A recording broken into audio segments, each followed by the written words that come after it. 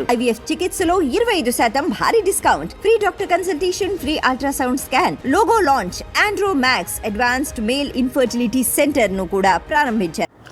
2024 సార్వత్రిక ఎన్నికల్లో బీజేపీ తీసుకొచ్చినటువంటి నినాదం వికసిత భారత్.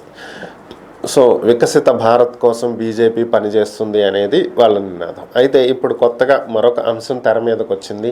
నిన్నటి నుంచి ఏపీ ముఖ్యమంత్రి నారా చంద్రబాబు నాయుడు ఢిల్లీలో పర్యటిస్తున్నారు.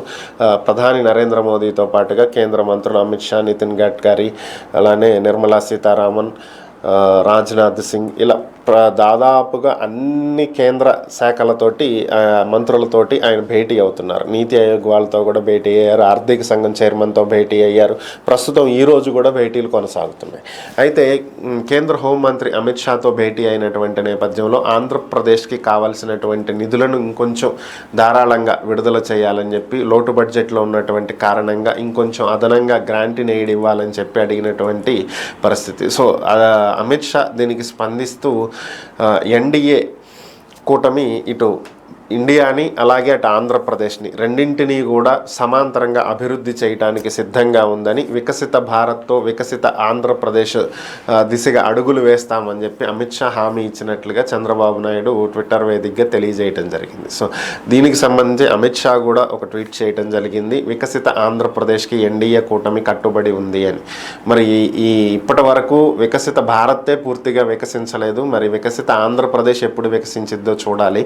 మరి గతంలో కూడా ప్యాకేజ్ ఇచ్చినప్పుడు కూడా హోదా ఇవ్వటం కుదరదు, 2014 నుంచి 19 మధ్యలో సంగతి చెప్తున్నాను నేను, హోదా ఇవ్వటం కుదరదు, ఆర్థిక సంఘం సిఫార్సుల మేరకు హోదాకి సమానమైనటువంటి ప్యాకేజీని మీకు ఇస్తాము అని చెప్పినటువంటి బీజేపీ అప్పుడు కూడా మొండి చేయ చూపించింది. అప్పుడే ధారాళంగా నిధులు ఇచ్చుంటే ఈ పాటికి పోలవరం కంప్లీట్ అయిపోయేది. ఇప్పటి వరకు ఆ పని చేయలే.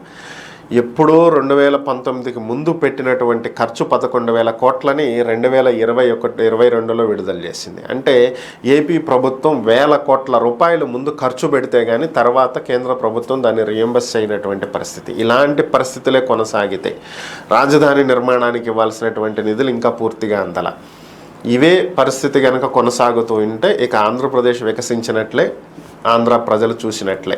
ఇప్పటికైనా ఎన్డీఏ తన పంథా మార్చుకుని బీజేపీ పరిపాలిత రాష్ట్రాలని ఒకలా, బీజేపీయేతర పరిపాలిత రాష్ట్రాలను మరొకలా చూడకుండా, సవత తల్లి ప్రేమ చూపించకుండా పద్ధతిగా, నిజాయితీగా, నిష్పక్షపాతంగా రాష్ట్రాలకు నిధులు విడుదల చేస్తే మాత్రం ఖచ్చితంగా అభివృద్ధి జరుగుతుంది. ఏదైతే ప్యాకేజ్ హామీ ఏపీకి ఇచ్చిందో దాన్ని ఎటువంటి కండిషన్స్, పనికిమాలిన కండిషన్స్ లేకుండా అప్లై చేసి ఇవ్వాల్సినటువంటి నిధులు, రావాల్సినటువంటి కేంద్ర సంస్థలు అన్నింటినీ ఏర్పాటు చేస్తే త్వరగా ఆంధ్రప్రదేశ్ అభివృద్ధి చెందడానికి అవకాశం ఉంటుంది.